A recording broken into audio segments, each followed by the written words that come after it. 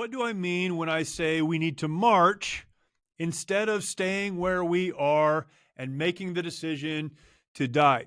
This title, the title of this podcast, the title of a book that I've written, a talk that I give, March or Die. What exactly do we mean when we say march or die?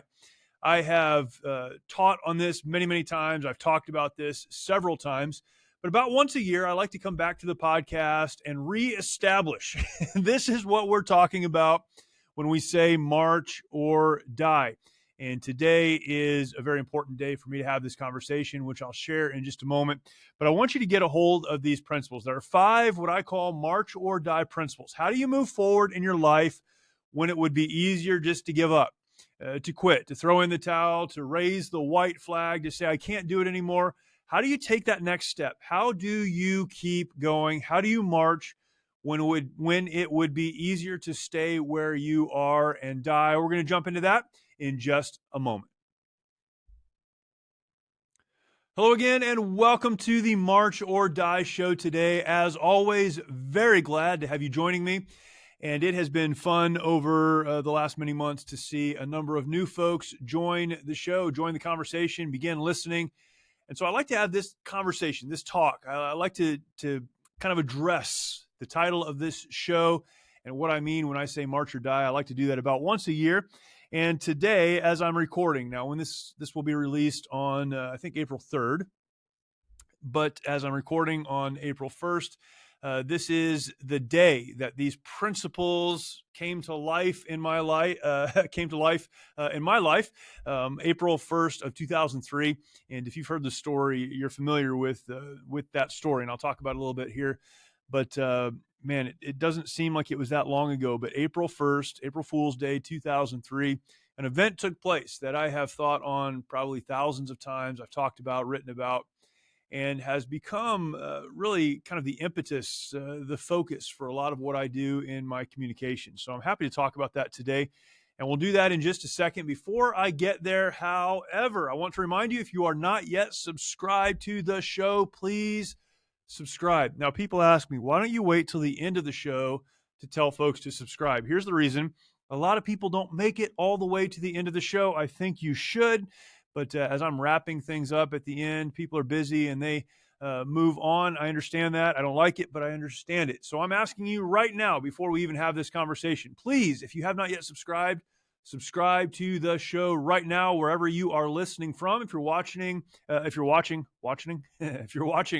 on YouTube, go ahead and subscribe there as well. And that would be fantastic. You can also share this out.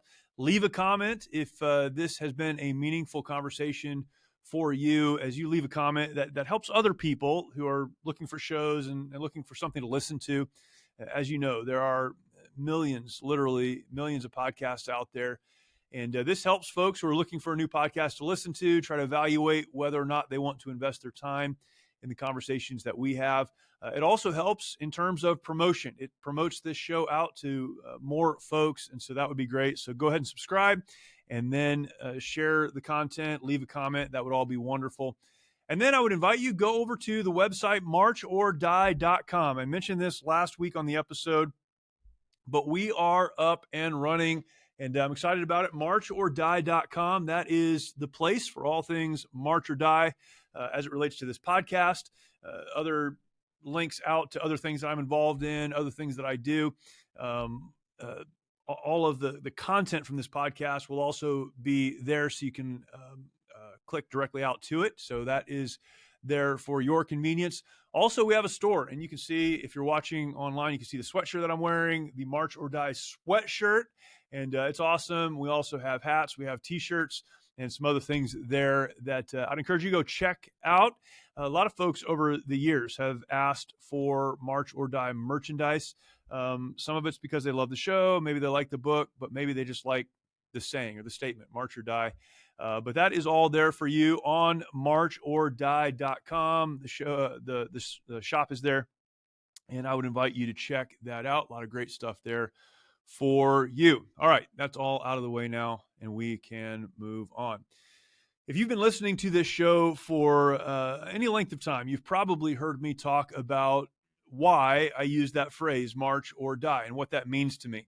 This show, this podcast, as it has been for the last couple of years, is focused on principles and perspectives and even stories that help to motivate us that will all encourage us or strengthen us or equip us to move forward.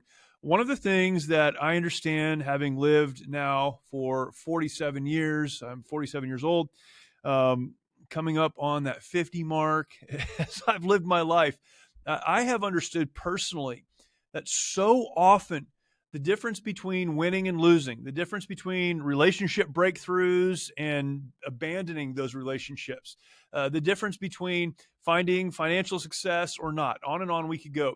So often the difference is making one simple decision.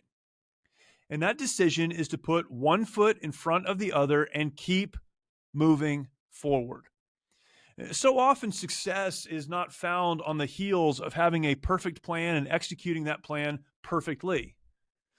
So often the difference is found when we decide that in spite of circumstance that's present, in spite of our past, in spite of what has happened to us or what we've done to others, in spite of all of those things, we're going to keep moving forward.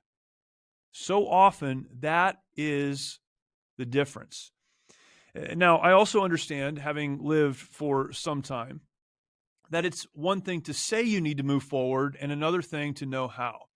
And really, that's what I want to do on this show and have, again, for the last couple of years. We have an archive of episodes, great guests and solo episodes you can go back and check out.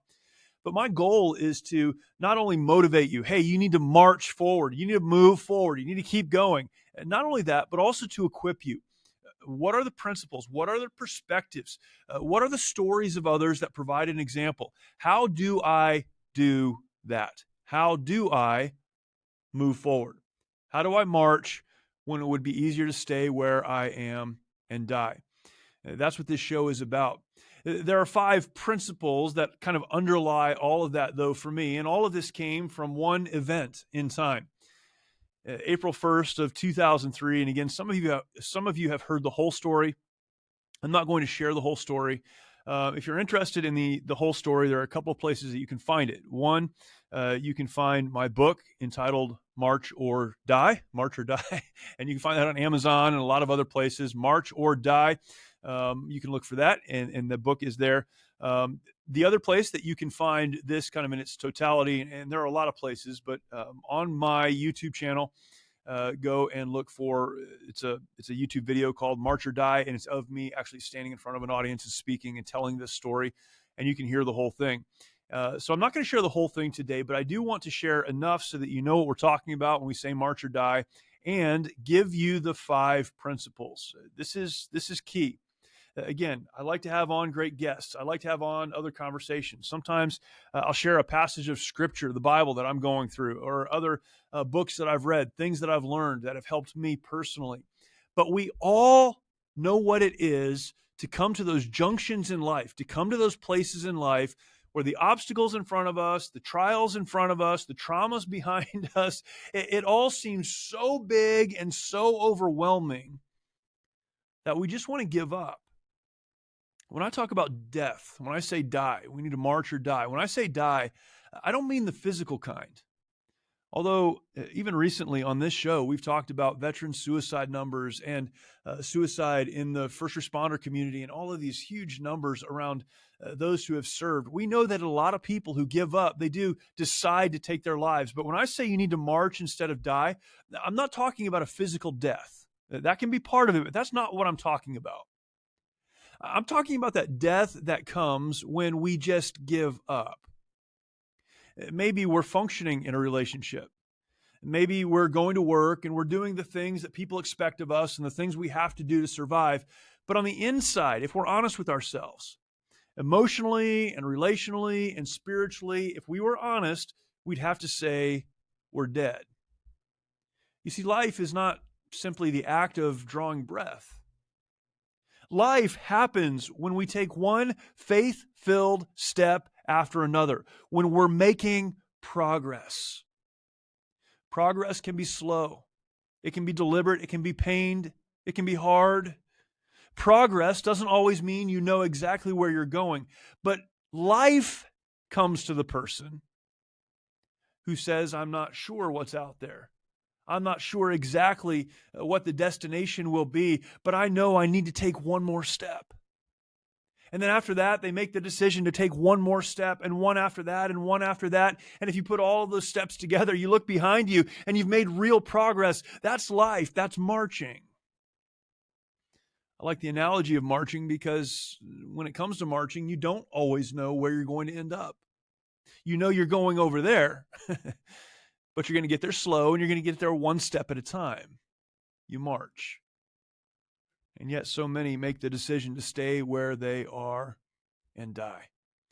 There are 5 principles that I've shared. And again, I've built a lot of this show around these 5 principles, even the guests that I asked to come on. Hopefully they're interesting and we have interesting conversations, but we always get back to some of these. How do you move forward? And again, I've told the story. You can find the complete story in the book or go to the website. I've even talked about it a lot on this podcast and in other places.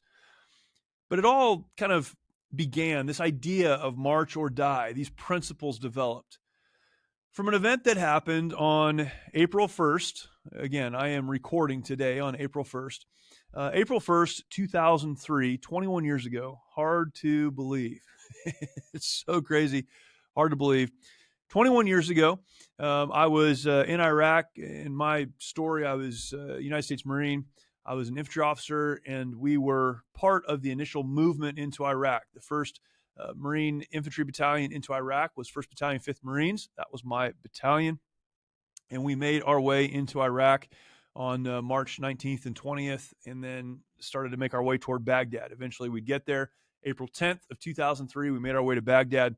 But on April 1st, we were given the order to secure a bridge. It was a very small bridge, somewhat inconsequential, but a bridge over a canal that was on a very important route of travel. We were told, our battalion was told to move to that objective, to secure that bridge, and then to hold it so that other units could pass through and continue making their way north, eventually to Baghdad. We were given that order. I was the second vehicle back in the column as we advanced toward that bridge, toward that objective. I was navigating for our battalion. And although we were told that there were no enemy troops there, and again, if you've heard me tell this story, I won't go through all of it here, but we were told there were no enemy troops there, but indeed there were.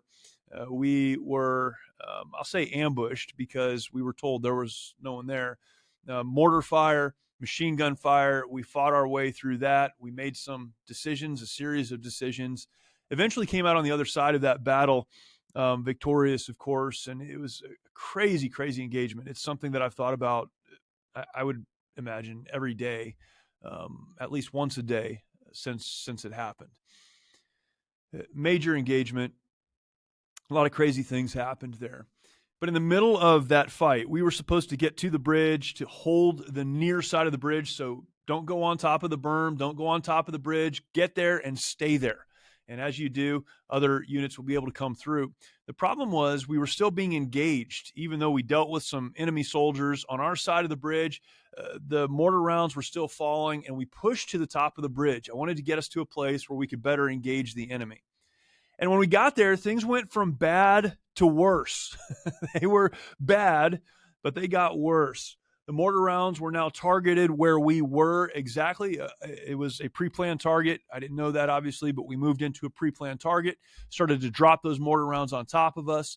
Anti-aircraft gun that was on the other side of the canal started to make its way toward us, started to spin around toward us to engage us because now we were the major threat. We went from bad to worse. And in that moment, a decision had to be made. We were in the kill zone. Things were out of control, and they were only going to get more out of control. It was a matter of moments before we were going to lose a lot of Marines, probably myself. The decision we made collectively, and I don't want to give the impression this was a big conversation that we had, it was the right decision. And we kind of made it as a unit collectively. We had trained together a lot. We had been together a lot. And so intuitively, it became very clear pretty quickly we couldn't stay there. The decision we made was to get out of that kill zone, to get off that bridge, and to move to a place further down the road where we could engage the enemy. In that experience, and again, there's a lot of story wrapped up in that, but in that experience, this phrase that I learned as a young Marine came to mind. When I was a young Marine, there was a unit that I was a part of, and this was their motto: march or die. As we were on top of that bridge in that moment, it became very clear there were only two choices that could be made. We could stay where we were and die, because we certainly would have, or we could march. We didn't know exactly where we were going or how far away we would need to get to deal with the enemy, but we knew that if we put one foot in front of the other and kept moving, eventually we'd be in a place where we could win this battle that we found ourselves in, an unexpected battle. And that's exactly what we did. Instead of staying where we were and allowing the enemy to have its way, that death, we marched. Again, upon reflection, this clarified so many things just in life to me. Because that's what life is like. You find yourself in these situations that you didn't see coming, and the battle is raging, and you feel like, because it probably is true, that things are going from bad to worse. It's not going to get better. And whether it's relationships or finance or a job or some situation with your kids, whatever it is, you know that in this moment you can stay where you are, you can give up, you can stop making forward progress, you can die. It's a decision you can make. Or you can put one foot in front of the other and march. And the choice is always yours. So here are the 5 principles. Number 1, we need to know that the biggest fights in life happen when we least expect them. The biggest fights in life happen when we least expect them. We found ourselves in this fight, and it was overwhelming. It was a massive engagement that we were a part of. And we were told that it wasn't even a possibility. Have you ever had a moment like that, a relationship that turned, you didn't know it could even get like this? Again, finances, career, whatever it is, you're in a situation and now you find yourself in a fight that you didn't expect. The biggest fights in our life happen when we least expect them. There is that phrase, we need to expect the unexpected. I don't know about that exactly, but we should not be surprised when an enemy jumps up in our way, when there's an obstacle or a trial or a difficulty. It's going to happen.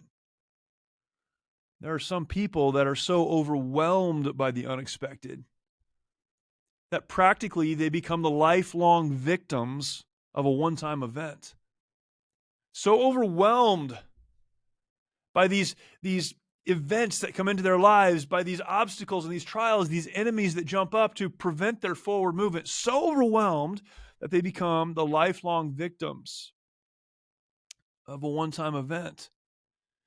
Listen, we have to understand that the biggest fights in our life happen when we least expect them. Don't be surprised when things don't go according to plan. Deal with the initial shock and then press on. Because that's how life works. That takes us to number 2. You need to choose how you will fight. Sometimes I say it this way, you may not get to pick the fight, but you always get to decide how you will fight. Maybe you have found yourself in a situation you didn't anticipate, you never thought was a possibility. The biggest fights in life happen when we least expect them, to be sure. You can't always control that, but what you can always control is how you will fight. Choose how you'll fight. Decide now that when the unexpected happens, you will fight honorably, you will fight with integrity, you will fight with your character intact, but you will take the next step. Decide now that you're going to take that step forward. Don't wait for the battle. That platoon that I was a part of, and that was a part of the larger battalion, but that unit that I was a part of in those battles, when we hit that unexpected enemy, we had trained together for almost 2 years before that happened. We'd already been in some other engagements and some other things that happened as the war started to unfold, but we had been together a lot. The decision about how we would deal with an enemy and what we would do in those situations, it wasn't made when the enemy started shooting at us, when those mortar rounds started to fall. We chose long before we found ourselves in the fight how we would fight when the enemy showed up. Number one, know that the biggest fights in life happen when you least expect them. Number two, choose how you will fight. And then number three, realize this: change is inevitable. Change is inevitable. We made our way to that bridge, as I mentioned, and we were supposed to stay on the near side of the bridge, but it was out of control. We had to move. Change was taking place, and change is inevitable. Don't ever change who you are. Don't ever change your character or sell out your integrity. But realize that the enemy who presents himself in front of you does get a say in how the battle unfolds. Before the fight, you do the best with the information that you have. But after the fight, you have to deal to an ever-changing and ever-evolving battlefield. Things begin to get out of control. We had to move to the top of the bridge, and then when we got there and realized that was bad, we had to move to another place. Change is inevitable. In fact, I'll say this: success in any area of life is directly connected to how well we handle change. How well do you handle change? Are you able to adjust when things don't work out the way that you thought they would, when life changes and seasons come and seasons go? How do you deal with that? Do you continue to move forward? Or do you allow the unexpected change and shifts prevent you from taking the next step? Number four, the fourth principle is this: you have to choose. Will you march or will you die? I've already mentioned this, but those are the choices. When the enemy is trying to take you out, when it would be easier to stay where you are and die, you only have two choices. We look at our life and we look at everything that's happening, and it's as if we're overwhelmed by the thousands of things we could do. We could go here, we could go there, we could make this decision or that decision. All of those may be a part of the greater, but fundamentally, you only get to make two choices, two decisions. Will you stay and die, give up, throw in the towel? Or will you put one foot in front of the other and march? Those are the choices. And those cannot be taken from you. The decision, the opportunity to decide, that's you. That takes us to the final principle, number 5. Success does not come to the perfect. It comes to the persistent. I'm thankful for this because there are a lot of very gifted people with a lot of potential that never really meet the measure of success that they should.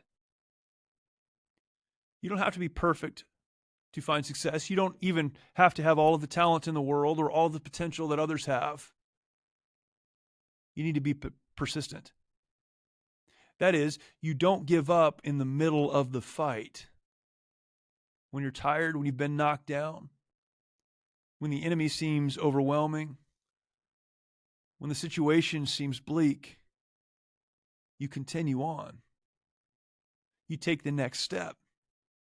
You don't focus on the end because you can't see it. You don't try to get your brain around how hard it's going to be to complete this thing because you can't. You simply focus on being persistent, on taking the next step. Know that the biggest fights in life happen when you least expect them.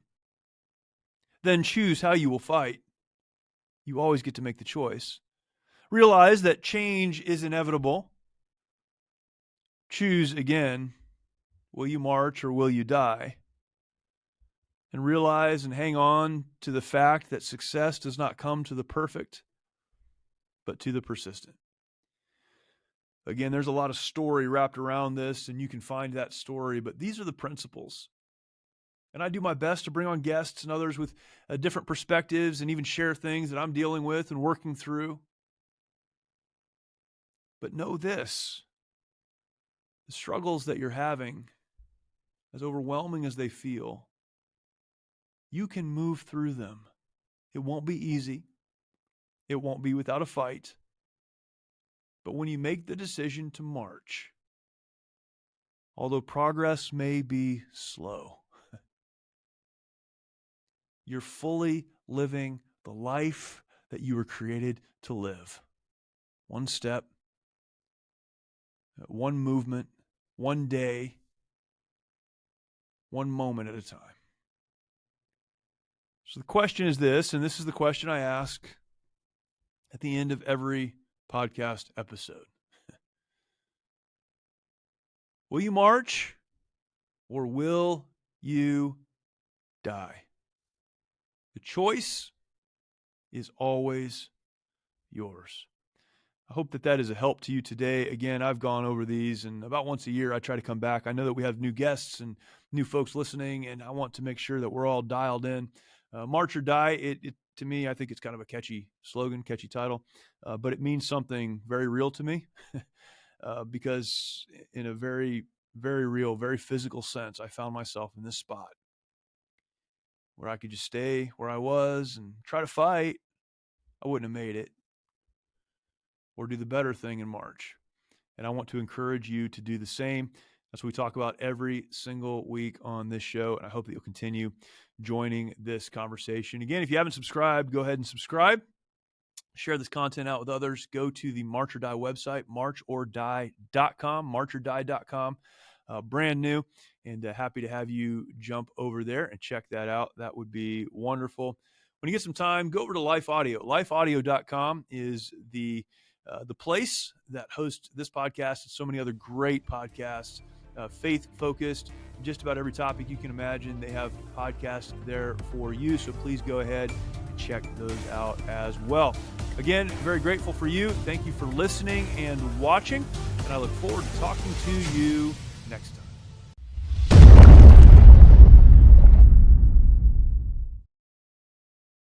Many of our veterans feel they need to fight their battles alone. This self-isolation has led to the staggering statistic of more than 20 veterans taking their lives every day. The mission of Mighty Oaks is to eradicate the veteran suicide epidemic and help our warriors change their legacies. We've been able to help over 4,000 veterans and first responders by equipping them with the tools they need to live the lives they were created to live. Our faith-based, peer-to-peer approach has one of the highest success rates of any program available today, offering hope and understanding to those who need it most. By aligning their lives to biblical principles, these men and women are able to lead their families, their communities, and our nation. It's your generosity that can make a difference in the lives of the men and women who have fought for our country and our freedoms. Now that they're home, don't let them fight alone. Learn more at mightyoaksprograms.org.